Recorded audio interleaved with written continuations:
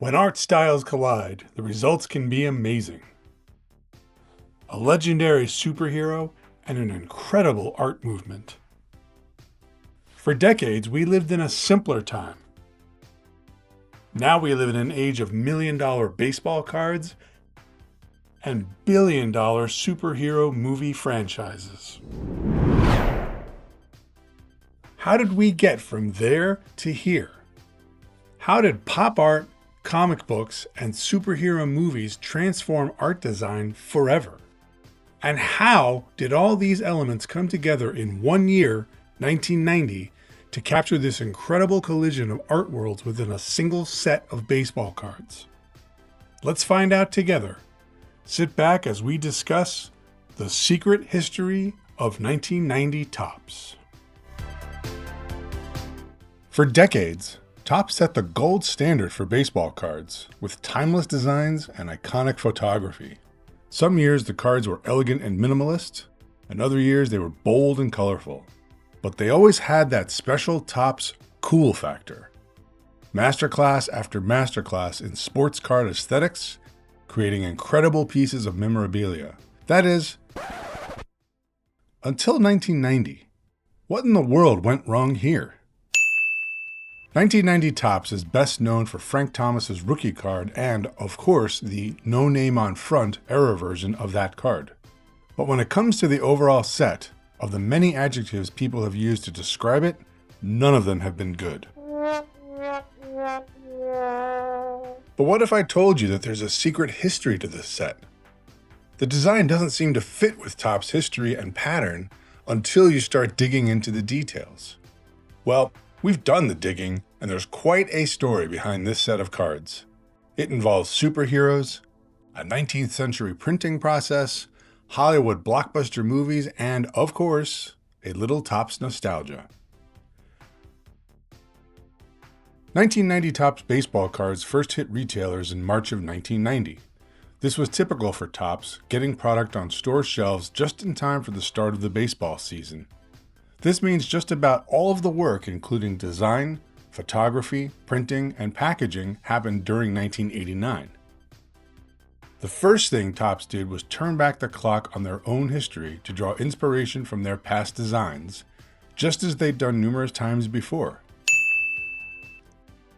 In 1980, Topps released an iconic set featuring team names on pennants, as you can see here for Mets first baseman Ed Kranepool.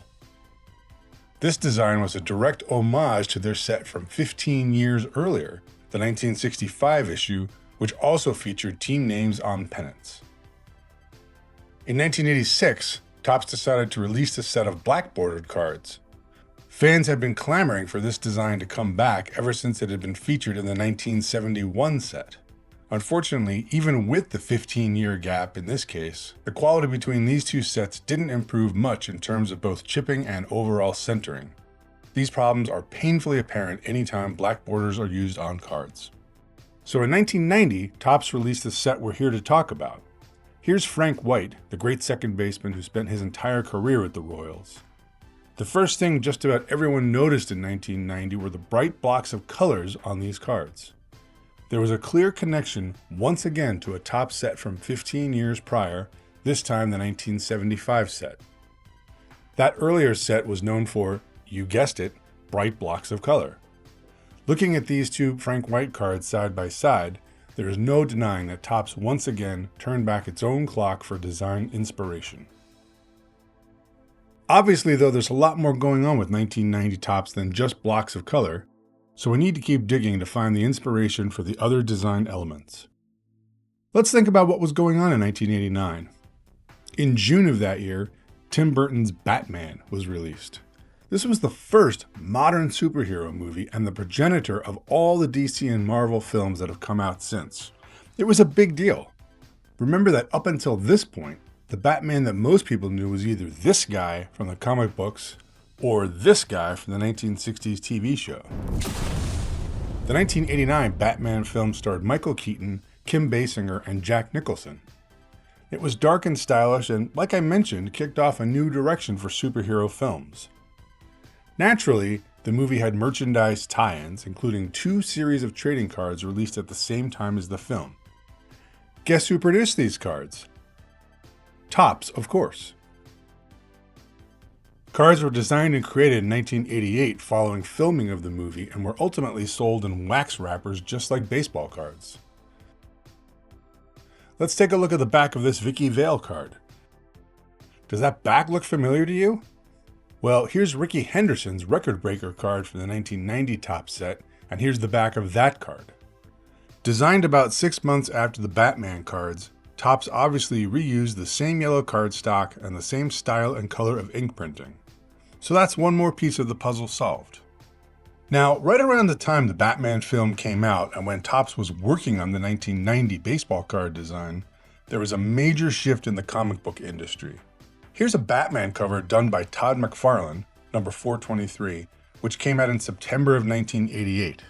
And here's McFarlane's cover for The Amazing Spider-Man, number 312, from February of that same year. Notice the dynamic art style and bold colors. This started to become a major movement in comic books right at that time.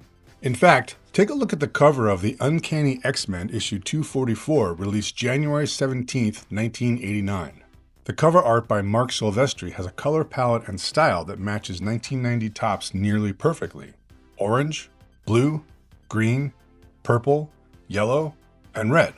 Let's take a closer look at the Frank Thomas card, here showing just the red on that card. There's a solid red inner border, but look at that outer border. It's actually a checkerboard pattern of dots, and the spacing of the dots changes. If we look at the original card with all the colors, we see that Topps produced color gradients by varying the size and spacing of main colors from their chosen palette, as opposed to actually printing different colors in different locations. Every single 1990 Topps card is done this way. In this Greg Maddux example, you can see blue dots on a white background, with the variation in density creating the appearance of a gradient, but it's just dots. Does this remind you of anything? How about this old Batman comic we saw earlier? Look at the part of his face not covered by his mask. It looks exactly like the Frank Thomas border. Why in 1990 did Topps design something that already looked 40 years old? To uncover that answer, we're going to have to dig even further back, all the way back to the 1800s. Comic books. You've almost certainly seen images like this, where patterns of dots were used to fill in areas of color. This technique dates all the way back to the 1870s, when it was invented by a guy named Benjamin Day. And this style is now known widely as Ben Day dots. Day invented this process for a very specific reason, to produce color images printed on paper without having to use a lot of ink.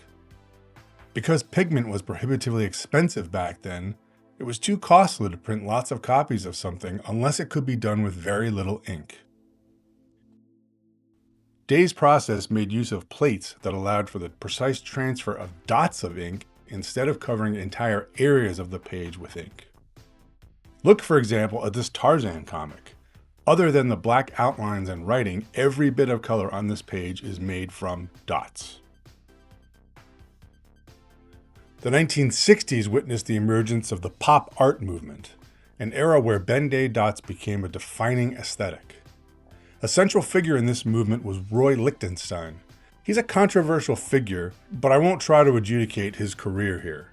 Nevertheless, his influence is undeniable, as throughout the 1960s and into the 1970s, dot-based techniques evolved from an industrial cost-saving technique into actual art.